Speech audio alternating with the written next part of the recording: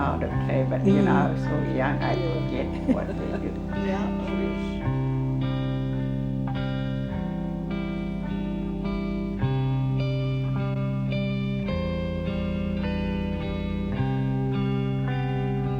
Out little horses. We'd have horses, we'd have lions. I don't know, it's something like that.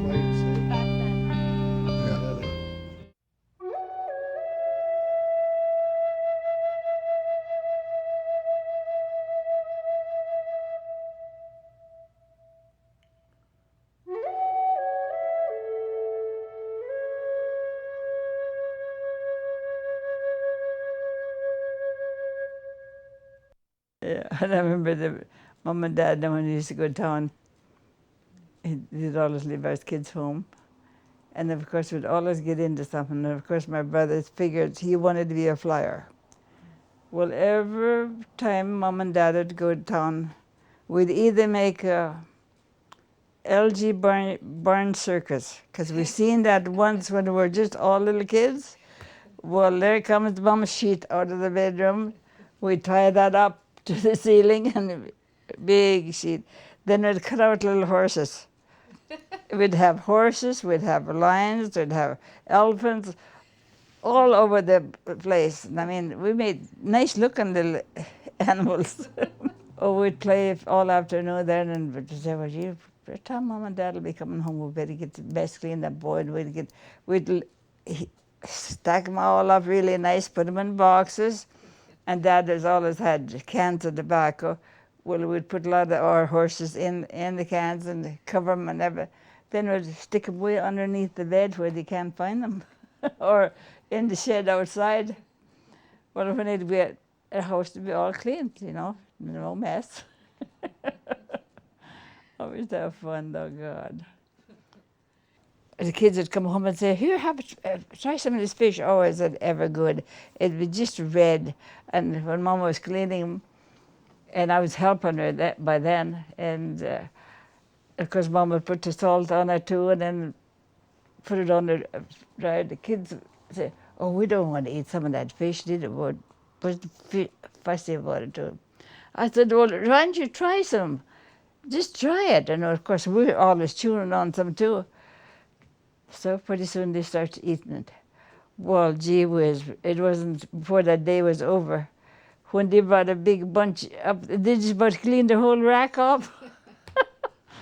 And then Mom and I would just keep on, and Mama just would keep that up, and Mom would put it in, in those days, there's a lot of gunny sacks. Mm-hmm.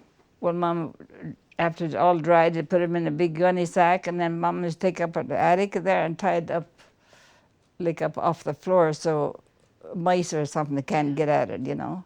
And we'd have great big gunny sacks of that fish.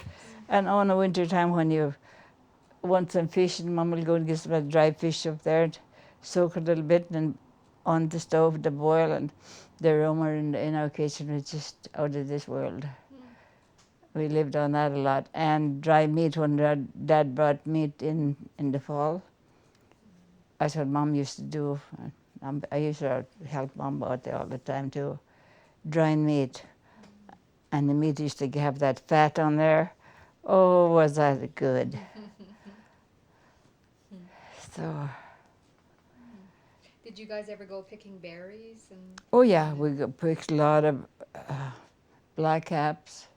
And that's where Syilx would come in. We used to pick up a lot of Syilx and choke cherries and the Saskatoon berries. And our shed, we had a shed there, and Mom used to use that for drying Saskatoon berries. Tons of berries come off of that shed. We'd go up there every day or two and then move the berries around so they turn over and everything. Mm-hmm. Then when you do take it off of there, Mom would always put it on canvas or something. Then you just pour them into a big bags, you know. Mm-hmm. And it's the same with the Saskatoon berries. We get in the bags like that with Saskatoon berries, dry Saskatoon berries. And of course, my old grandma up in Vernon, she always had a great big root salad or whatever. we had left over, they take it rest up to her root cellar, fill her root cellar up. And that was for her to give to people around 6 Mile Creek there, you know. We got a lot of uncles and nephews up there. So it was shared, everybody Yeah, shared. they all shared. Yeah.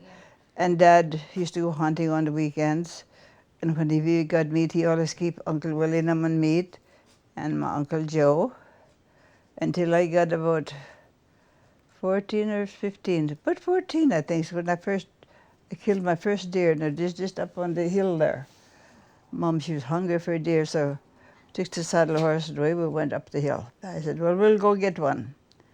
And I just had Dad had, or your dad had that, remember that? Oh, pistol. Pistol.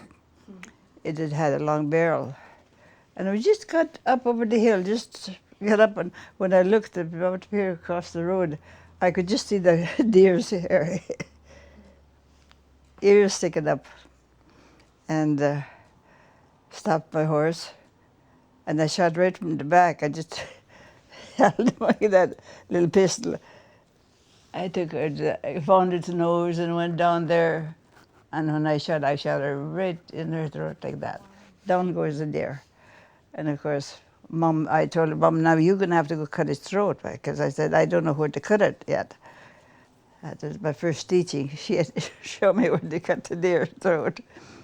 And when they got that done, well, then I watched her, showed me how to open it up, and she showed me how to clean the deer out. So after that, when I killed a deer, I did all the work myself then. And I did a really good job because I had hardly any hair on the deer when I did kill one. I just cleaned. And when I'd get it back to home, clean out, take the skin off it first, then take clean water and wash it all out, the inside and everything. So we took care of the meat really good. When I used to go up and see Mom and Dad from here, going up, the kids would be all in the back seat. Well, I'd see a deer, there were a lot of deer then. I'd drop one and throw one behind the seat after I cut his throat and everything. And I told the kids, now make sure you just kneel on the back seat and put your arms like this, so if we were meeting a car, they won't look in and see the deer. I'll go to jail for sure.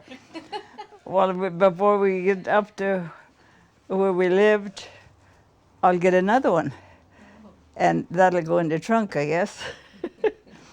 And when they get up to Mom and Dad, well, Dad, he'd take it and get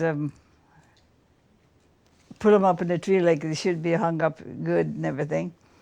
Then he'll skin them out and everything, and he'll quarter all the meat up good. And he'll send a whole bunch of meat home with us, and then they keep the one deer, they keep there for themselves. And that's where I used to get all my vegetables and all my potatoes, because I didn't have time to grow my own garden, because I didn't have any room for the garden where we lived. It was a little tiny little place we lived in. And we had to pack our water up the hill from down the creek. And I remember packing water up there, and I would just be up like that with my babies and packing water up the hill.